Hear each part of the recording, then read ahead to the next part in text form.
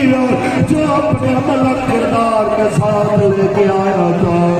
کہ جوڑے تھے دعویاں میرے یار آقا دے بیماروں بیمار دے جوڑے تھے دعویاں میرے آقا دے بیماروں بیمار دے اور سونے میں مگدہ یہ تاجداریاں بس اپنے بوہے دا چوچی آقا دے بیماروں بیمار دے بس ہم یہ پیغام سے کیا آپ لوگوں کو آج یہ جناب حقیقی پردگی کا پیغام دینا چاہتے ہیں یہ جناب یہ پاکستان کا ناچنے گانے کے لیے نہیں ہو یہ آدھی رات کو جب 12 بجے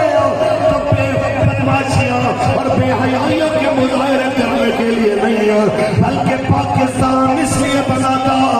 کہ پاکستان کا مطلب کیا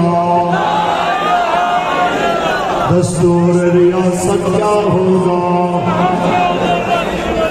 اور انشاءاللہ العزیز دنیا نے سب نظارے دیکھ لیے